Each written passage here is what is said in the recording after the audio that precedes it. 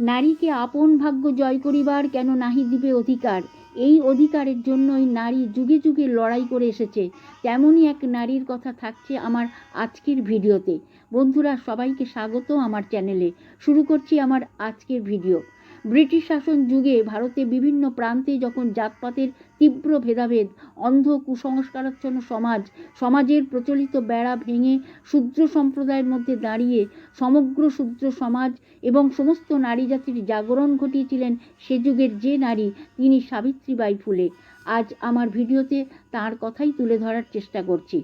1831 সালের 3 জানুয়ারি মহারাষ্ট্রের সাতারা জেলার নাইগাঁওয়ে এক মালি পরিবারে জন্ম সাবিত্রীবাই ফুলের। বাবা খান্দাজি পাটিল, মা লক্ষ্মীবাই। ব্যাধিগ্রস্ত সমাজের নানা কুপ্রথা, জাতপাতের ভেদাভেদ, বাল্যবিবাহ, সতীদাহ প্রথা, বাল্য বিধবাদের একঘরে করে রাখা, তাদের ওপর নানা অত্যাচার, সমাজে নিম্ন শ্রেণীর ওপর উচ্চ শ্রেণীর অত্যাচার প্রতিনিয়ত সাবিত্রীর মনকে প্রতিবাদী করে তুলেছিল। দলিত সম্প্রদায়ের মধ্যে দাঁড়িয়ে একদিন তিনি হয়ে উঠেছিলেন এক অন্যতম সমাজ সংস্কারক, নারীবাদের এক উজ্জ্বল ব্যক্তিত্বময় কণ্ঠস্বর। মাত্র 9 বছর বয়সে তার বিয়ে হয় মাত্র 13 বছর বয়সী জ্যোতিরাও ফুলের সঙ্গে। সামাজিক লড়াইয়ে তিনি আজীবন স্বামীকে পাশে পেয়েছেন। আরও একজনের নাম উল্লেখ করতে হয়, জ্যোতিরাওয়ের মামাতো বোন সাগুনা আউ। সাবিত্রীর প্রথম কাজ ছিল নিজেকে শিক্ষার আলোকে আলোকিত করা। তার প্রথম পাঠ তিনি পেয়েছিলেন তার স্বামীর কাছ থেকে। এরপর ধাপে ধাপে এগিয়ে যাওয়া। আহমেদনগরে আমেরিকান মিশনারি সিনথিয়া ফারারের প্রতিষ্ঠান থেকে এবং পুনের এক সাধারণ বিদ্যালয় থেকে তিনি শিক্ষক বিষয়ে প্রশিক্ষণ নেন। ক্রমশ সমাজের দুর্গম পথ তিনি পাড়ি দিতে থাকেন। 1847 সালে তৈরি করেন মেয়েদের জন্য একটি পাঠশালা। তার কাজে অনুপ্রাণিত হয়ে মহারাষ্ট্রের ভিদেওয়াড়ায় তাঁতিয়া সাহেব ভিদে তাঁর নিজের বসতবাড়ি দান করেন। 1848 সাল এখানেই শুরু হয় দেশের প্রথম মেয়েদের স্কুল, আর সাবিত্রী হলেন ওই স্কুলের দেশের প্রথম মহিলা প্রধানা শিক্ষিকা। সাবিত্রী একটু একটু করে ভাঙছেন সমাজের অচলায়তন, কিন্তু গোঁড়া সমাজ মানতে নারাজ। তাদের কাছে সাবিত্রী যেন মহাপাপ করছে। শূদ্র সমাজের শিক্ষা, পড়াশোনা। জ্যোতিরাও সাবিত্রীকে নিয়ে তার বাবার কাছ থেকে বিতাড়িত হন। আশ্রয় নেন ওসমান নামে এক মুসলিম বন্ধুর বাড়িতে। এখানে ওসমানের স্ত্রী ফাতেমা সাবিত্রীর সামাজিক কর্মকাণ্ডের সঙ্গে নিজেকে জড়িয়ে নেন এবং তাঁর বাড়িতেই একটি বিদ্যালয়ের সূচনা করেন। এই বিদ্যালয়ের শিক্ষিকা হন ফাতেমা নিজে, এবং তিনি ভারতে প্রথম মুসলিম শিক্ষিকা। অর্থ সংগ্রহ করা, নানা স্কুল প্রতিষ্ঠান গড়ে তোলা, এসব কাজ চলতে থাকে। ক্রমশ বিদ্যালয়ের সংখ্যা বাড়ছে, ছাত্রীর সংখ্যা বাড়ছে। নারীদের জীবনে প্রবেশ করছে শিক্ষার আলো। অন্ধ কুসংস্কার ভেঙে প্রতিষ্ঠা হচ্ছে নারীবাদ, নারী স্বাধীনতার ভিত্তিপ্রস্তর। সাবিত্রীর ওপর আসছে ক্রমশ সমাজের চাপ, কুদৃষ্টি, হেনস্থা, অপমান, লাঞ্ছনা।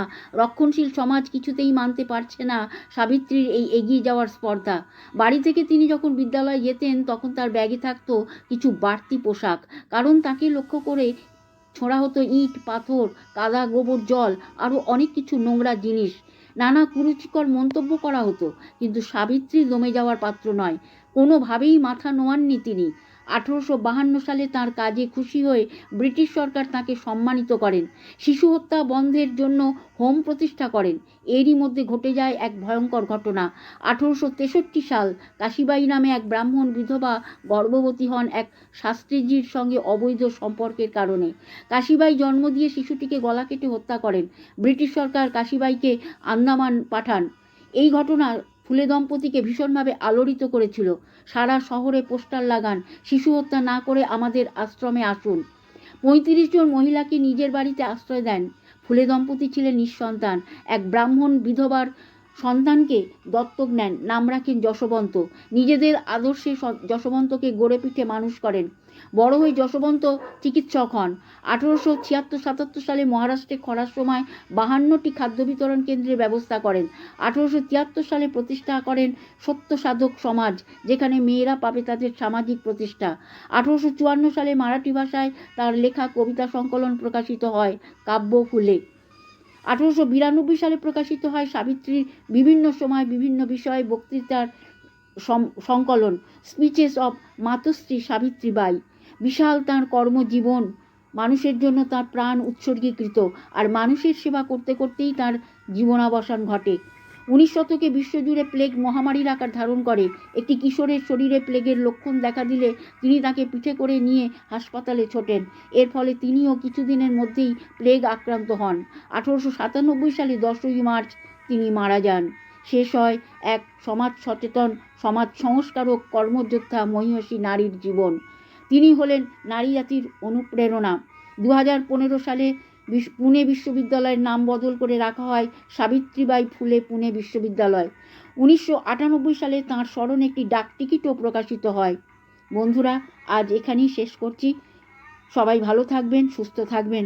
সবাইকে বিদায় জানিয়ে শেষ করছি আমার আজকের ভিডিও। নমস্কার।